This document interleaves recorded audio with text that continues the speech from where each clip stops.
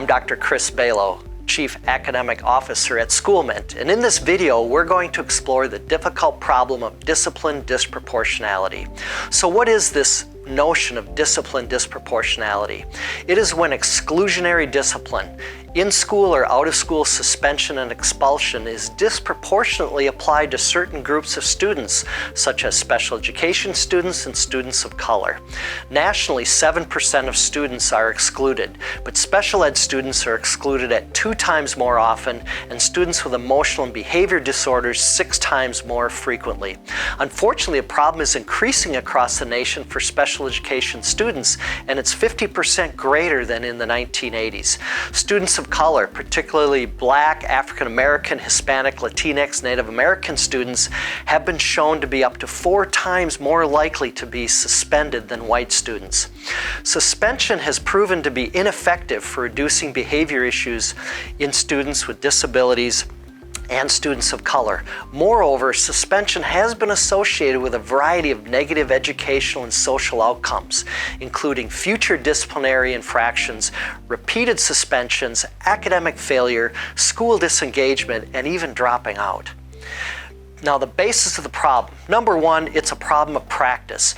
Poor educational practices and policies such as limited intervention procedures, teams for implementing these interventions, differential implementation of referral processes, inappropriate approaches to behavior management, inadequate framing of zero-tolerance procedures, and 2, socio-demographic biases. These are problematic beliefs about poverty, race, student learning, and what is appropriate social behavior in the framing of the solutions to address student behavior. To reduce disproportionality in all discipline problems, school-wide positive behavior systems, often referred to as PBIS, is key. These methods are part of a multi-tiered framework implementing evidence-based practices within schools to improve social learning environments for students. Positive behavior systems focus on improving behaviors by teaching students pro-social skills and redesigning school environments to discourage problem behaviors. Multiple studies have shown that positive behavior systems significantly reduce both antisocial behavior of students and the use of suspension by school personnel. Studies show a 20% reduction in exclusionary discipline.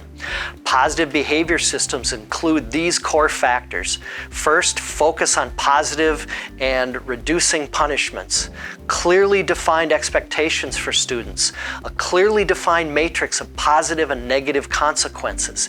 There's an increased positive reinforcement of the desired behavior, planned ignoring of minor behavior, an increased ratio of positive to negative student-teacher interactions, the direct teaching of behavior skills using evidence-based practices, consistency of all these practices across these school environments, and then using strategies and responses in an equitable manner with all of your students. Thank you, and I hope you find this information helpful.